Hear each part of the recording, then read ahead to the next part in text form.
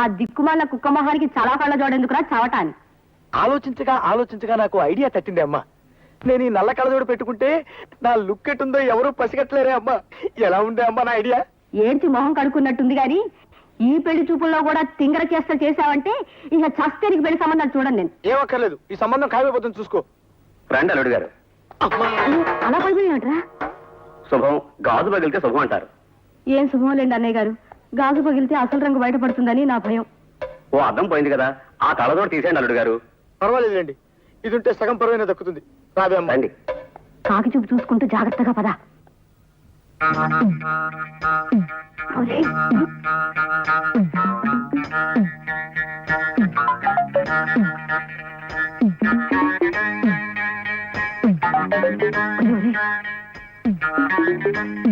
అల్లుడు గారు, అమ్మాయి వచ్చింది. నాకు అనవసరం. తీసుకోండి అమ్మా. వద్దండి, మీరు తీసుకోండి.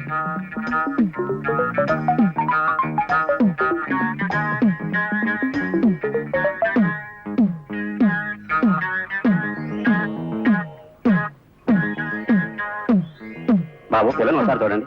అలా చూడండి, నేను పిల్ల నాకెందుకు, పాలకోవ ఉందిగా. ఇవాళ లేకుండానే లేచి చెప్తాను. మర్యాదగా నా గడప దాటండి. పోండి.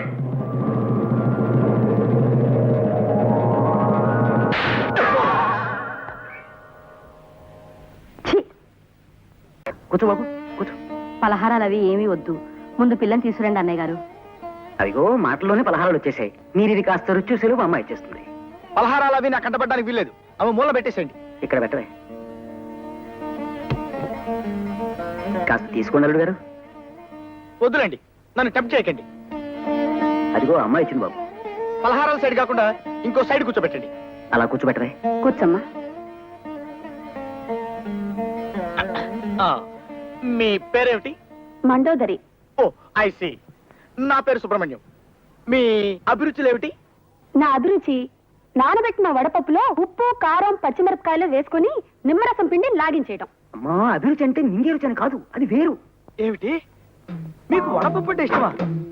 నాకు అదంటే ప్రాణం. అసలు మీరు ఎప్పుడైనా ఆవకాయలో కంది పడేసుకు తినారా? బోల్డు సార్లు తిన్నా. మాగాయిలో మీగడ పెరుగు వేసుకుని తింటే ఆహా నా రాజా. అన్నయ్య గారు, అమ్మాయికి తిండి అవి ఎక్కువ అనుకుంటాను. ఉన్నమాట చెప్పకే, దానికి అది ఒక్కటే వీక్నెస్ అక్కయ్య గారు.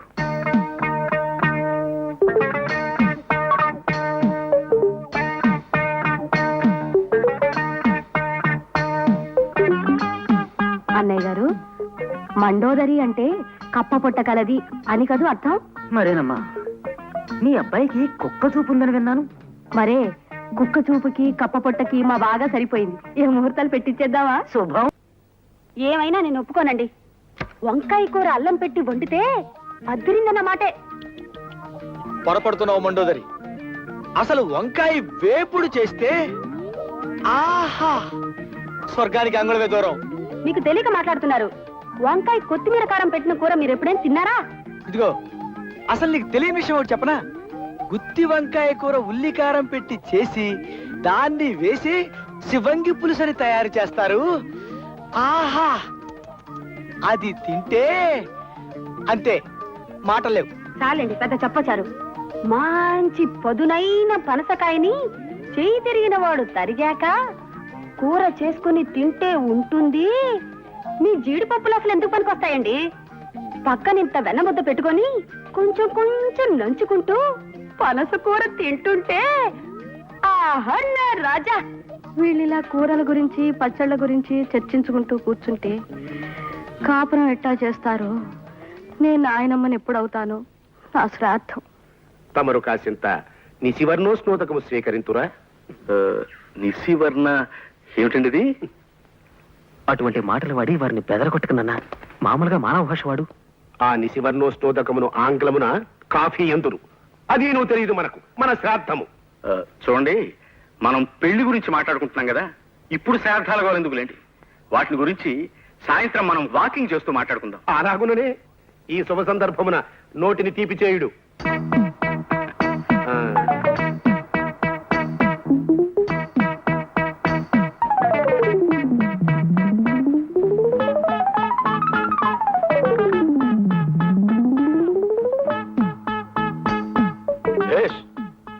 బాగుంది.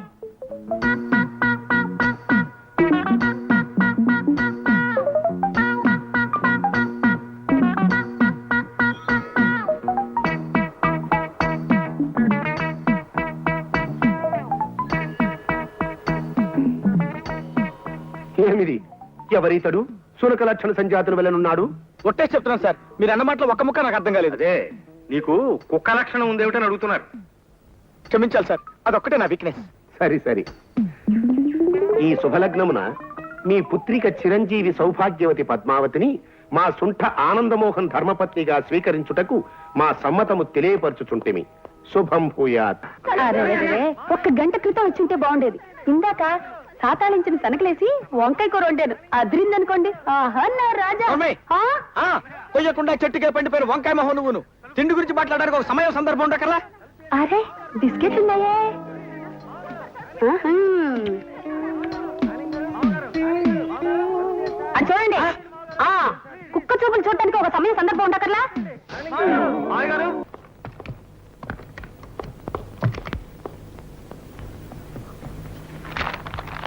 ముందు పాండు, మీ కూతురు పద్మ ఓ కుర్రాడితో ప్రేమలో పడింది.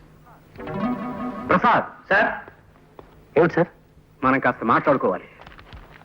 పద. సార్, ఇలా శ్మశానంలో వాకింగ్ పెట్టారు, ఏదైనా సీరియస్ మ్యాటరా? అవును, సీరియస్ మ్యాటర్.